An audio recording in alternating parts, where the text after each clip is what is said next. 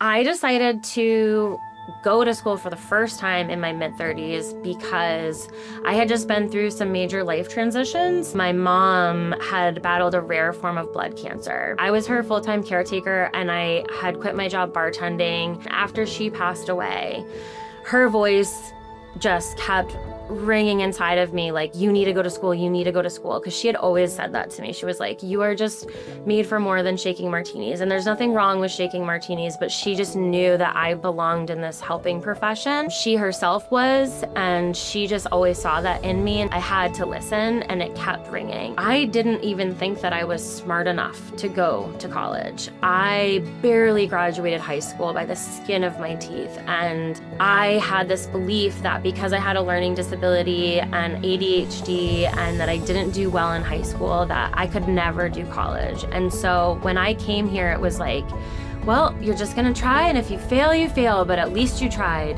And I wanted to show my son Koa that it is never too late to follow your dreams. And I didn't fail. I crushed, and I ended up in the Honor Society and then becoming the president.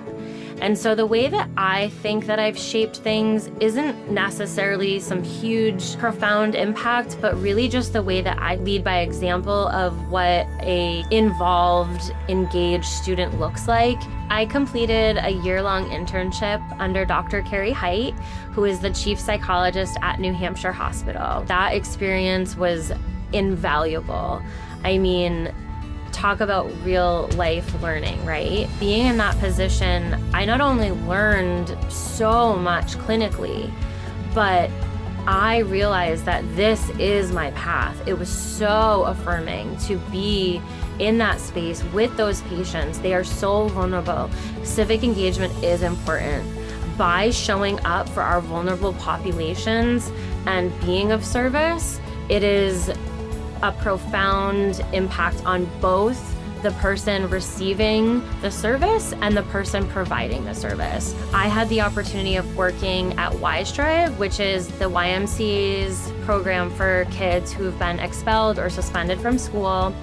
They've probably gone through a lot. They're having a hard time at home. Something's going on, and that's why we're seeing these behaviors come out at school, right? I was able to spend time with these kids and just give them attention and be with them, listen to them, and that would give them the faith and belief in themselves to show up for themselves. I also worked in service learning at the Miracle Project, which is a music and theater program for adults with cognitive disabilities. You know, I was a little nervous going into it. I had never worked with adults with cognitive disabilities, and I didn't know what to expect or if they would accept me. There was such an unknown, and then I came out of it with just these strong connections, and really it was just connecting with other humans on a human level where everyone could just really, truly, authentically be themselves, including me.